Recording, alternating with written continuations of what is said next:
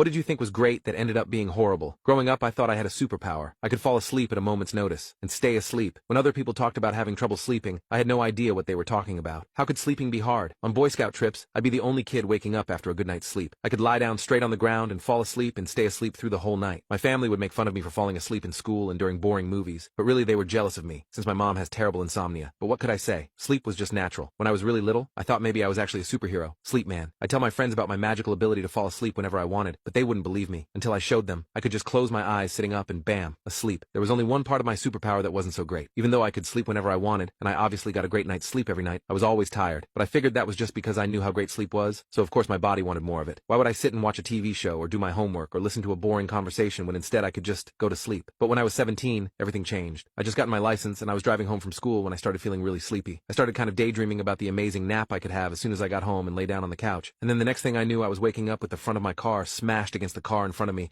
my arms bleeding and my whole body throbbing in pain. I was horrified. I always knew I could fall asleep in a second, but I'd always been able to control it. The worst part was that there was a little girl in the car in front of me, and she was seriously injured. After the paramedics checked me over, I had to contend with a whole investigation with doctors and the police to determine why I'd fallen asleep driving. They wanted to make sure I wasn't driving recklessly or drunk or something, but I wasn't. That's when the doctors figured out what had been going on my whole life and dropped a hammer on me. I didn't have a superpower. I had narcolepsy, because I had an undiagnosed medical condition. I didn't get in trouble for the accident, but I have to live with the fact that I'm the reason a little girl is in a wheelchair for the rest of her life. And of course, they immediately revoked my license. It's not safe for me to drive because there's no telling when I'll fall asleep. There are jobs I can't work because it's not safe for anyone to have to rely on me to operate a machine or do really anything at a specific time. I always wanted to be a teacher, but I can't risk falling asleep and leaving a room full of kids unattended. This gift I thought was so great ended up ruining my life and an innocent kid's.